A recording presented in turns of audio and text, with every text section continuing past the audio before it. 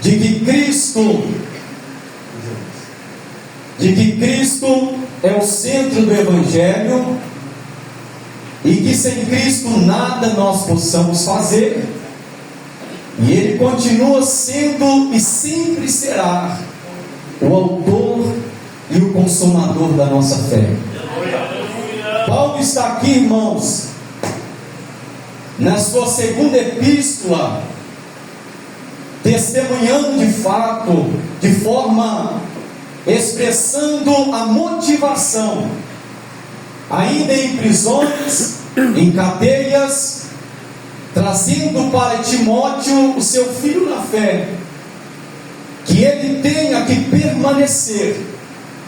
Essa chama ardente do Espírito de Deus jamais poderia se retirar do coração do jovem Timóteo.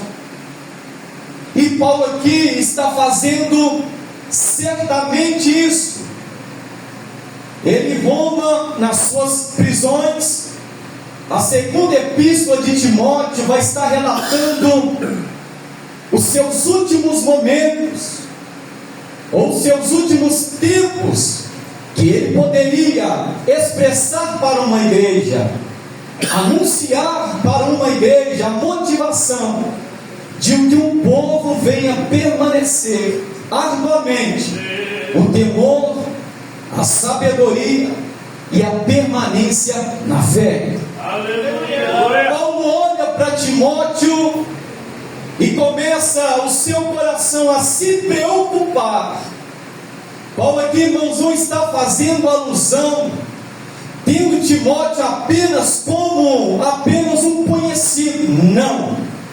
Paulo não tinha o jovem Timóteo apenas como um jovem que andava segundo os seus conselhos e andava segundo os seus caminhos que ele anunciava. Não.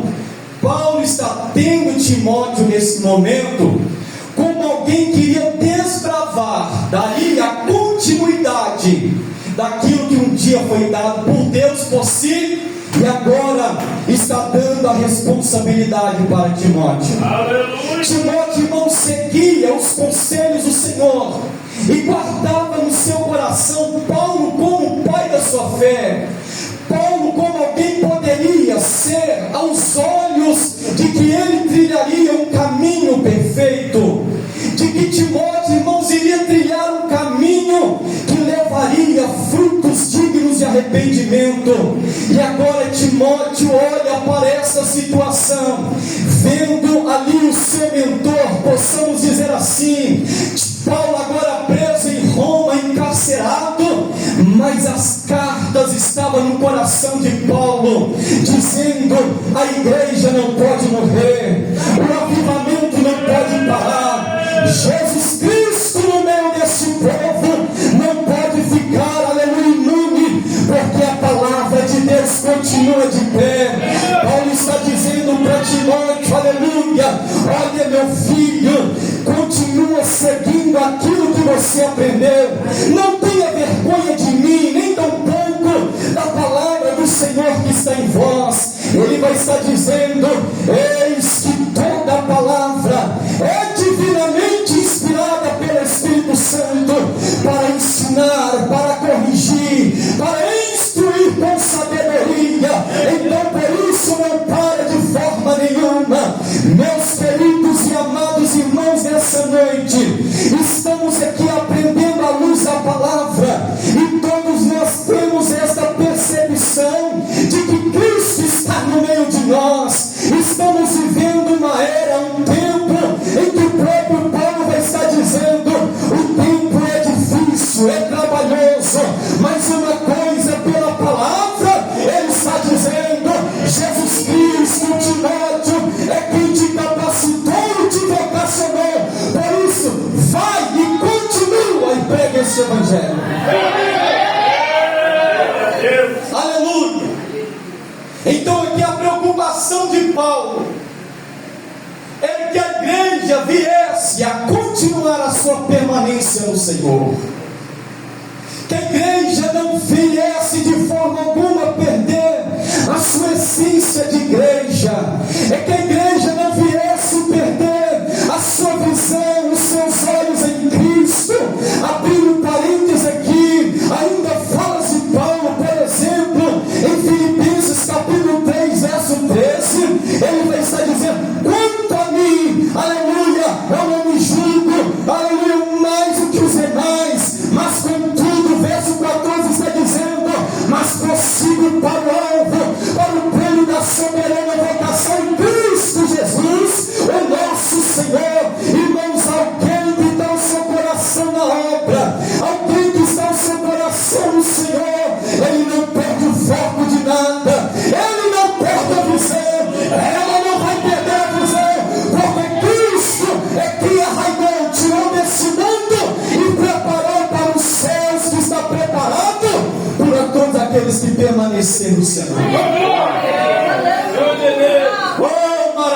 Aleluia! Aleluia! Verso de número 13, Paulo vai estar dizendo: conserva o modelo das suas palavras, que de mim tens ouvidos na fé, o amor que em Cristo Jesus guarda o bom propósito pelo Espírito Santo que habita em nós. Bem sabe isto, que então a Ásia todos desampararam de mim, entre os quais foram Figelos e Hermógenes. O que Paulo está dizendo? Que você, meu filho Timóteo, que a igreja de Cristo continua na permanência, continua zeloso, aleluia, mansido, não se constrangido pelas aflições, mas sim por permanecer naquele que chamou para a grande obra. Irmãos, tinha um embate muito grande, a igreja se expandia, o povo se preocupava, mas ao mesmo tempo seu coração se apartava do Senhor. Ao mesmo tempo, irmãos, que o povo estava ali, o seu coração voltado, ao mesmo tempo seus olhos, pastor Wellington, já afastavam da presença, já tiravam a sua visão, mas o povo zeloso, em que Paulo está instruindo, certamente para Timóteo, que ele venha se privar. Deus mistério, aleluia! Permanecência. Meu Deus! Há tantos evangelhos por aí, aleluia. Eu digo isso não sendo antiético, não isso, mas usando a palavra como respaldo e referência. O evangelho da fama, é o evangelho, irmãos, do youtuber agora, é o evangelho de tudo, mas o Senhor escolheu uma igreja que permanece no seu avivamento, que permanece em Cristo, com seu olhar dizendo: meu Senhor, eu não abro mão daquilo que o Senhor tem para mim. A igreja do arrebatamento, cadê o povo do arrebatamento? Aleluia! É você, igreja, é você, meu irmão, que Deus se chamou. Permaneça no Senhor Jesus. É maravilha! Meu Deus! Paulo estava com essa preocupação. Será que nós estamos, irmãos, preocupados de fato? Será o que é o objetivo, a essência de um avivamento? Irmãos, pode ser a irmãzinha lá do último banco, ou o irmão lá do último banco, mas se o seu coração estiver sincero, se a sua alma estiver com singeleza e sinceridade, em buscar e permanecer, em zelar com seu nome no livro da vida, em buscar continuamente a presença do Senhor, não olhando para as aflições, não olhando para os embates da vida, e nem tampouco seus contratempos, mas se o seu coração estiver focado em permanecer, capítulo 24, verso 13, Jesus Cristo vai ser enfático em dizer para os discípulos, aleluia, aquele que perseverar até o fim será salvo. A palavra de Paulo para Timóteo era essa, é que ele viesse permanecer, é que ele viesse dar continuidade àquilo que ele aprendeu pelo Senhor, pelo Cristo, Jesus Cristo, o ressurreto. Não é, irmãos, o hábito de pregar, não é o hábito de louvar, e nem tampouco dizer para alguém que é crente, mas o seu coração perdeu a alegria da salvação. Isso não é o avivamento. Ei, Jesus, Timóteo, exorta, repreenda, pregue a tempo e a fora de tempo, ninguém te desprezará. Oh, aleluia! É permanência, irmãos. A salvação não é para quem disse, eu sou forte. Não, ele diz ao fraco que eu sou forte. A salvação é para aquele que permanecer até o fim, porque é o Senhor que capacita. Aleluia. Ele que nos fortifica mediante a fé em Cristo Senhor, o ressurreto, aquele que morreu e vive para sempre. Não é o teu hábito apenas de seguir uma tradição que meu pai me ensinou ou que minha mãe me instruiu. Não, é muito mais do que isso. É louvar todo dia, é passar pela prova todo dia, mas usando o Senhor. Eu amo a tua essência.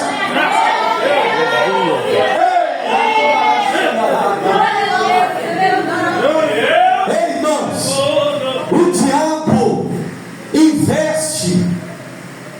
O foco do diabo, irmãos, principalmente nos tempos atuais que nós estamos, é fazer com que uma igreja, uma instituição terrena, viesse completamente perder a sua visão, viesse se entregar completamente. Paulo já dizia que nos finais dos tempos montoriam para si mestres, doutores, que ensinariam segundo as suas fábulas o que querem ensinar, segundo o que o povo quer ouvir. Mas a palavra de Deus está dizendo que jamais uma igreja, a igreja de Cristo incorruptível, como nós vemos aqui, ela não se corrompe com o pecado, ela não se corrompe com a mortalidade, ela não se corrompe com os pensamentos alheios. É tantas opções, é tanto achismo, tantas coisas, irmãos, que não tem até mesmo nem os pais se encontram o respaldo bíblico, e muitos estão se perdendo. Aleluia. Mas eu louvo a Deus que nessa noite tem um povo que acredita e confia. Eu creio no arrebatamento da igreja, creio no avivamento na alma, no espírito, que foi dado pela palavra. Palavra é luz para os nossos caminhos, é lâmpada para os nossos pés.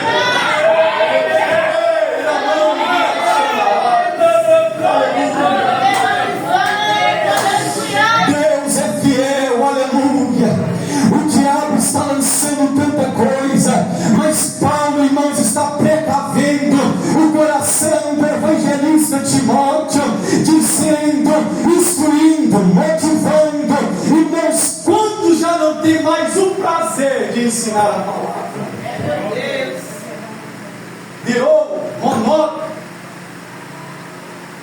Hoje, se pregar, irmãos, palavras de instrução, favorecimento para o reino, uma palavra que nós ouvimos todos os dias, cristocêntrica, Cristo no centro, é a palavra da cruz, aleluia. As pessoas, até o que estavam em nosso meio, muitos irmãos que andavam, estavam conosco, irmãos, infelizmente, perderam o foco. Oh, eles estão longe da presença.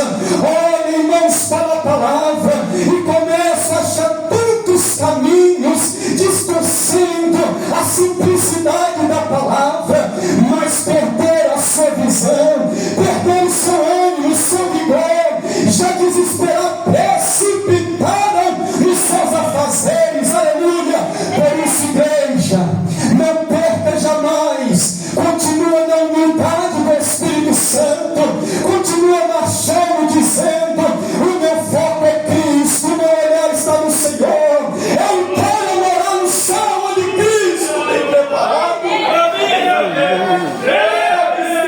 Uma igreja, irmão, se não fosse para preparar um povo para o arrebatamento, qual seria uma essência de uma igreja? Se já não tem mais o prazer, irmãos, de estar na casa do Senhor, aleluia, perderam a alegria da salvação, perderam o desejo, aleluia, de estar está na presença do Senhor. Aleluia. Deus, irmãos, é Espírito, está no meio de nós. O Espírito do Senhor passeia no meio de nós. Esse culto vai finalizar em alguns minutos, mas o culto continua na casa. O verdadeiro avivamento continua em casa, continua na rua, continua em todo o país desse mundo, porque isto é que Cristo nos enche por sua graça e seu poder.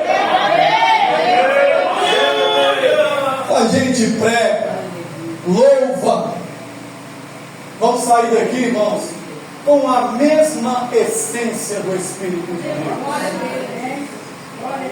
Porque o avivamento verdadeiro, ele não oscila quanto a fé que Tiago estava dizendo, uma fé vacilante, uma fé, irmãos, como a onda do mar, que uma hora ela vai. Quantos estamos? Meu Deus! Uma hora vai, outra hora vai. Uma hora vai, outra hora vem. Uma hora vai e não volta mais. Meu Deus! Aleluia! A preocupação de Paulo é que ele continuasse guardando aquilo que ele aprendeu, não somente por Paulo, primeiramente por Cristo Jesus. Será que nós temos guardado isso? É como eu dizia lá na Lagoa da Reta para os irmãos, tem tantos preocupados, irmãos, com tantas coisas.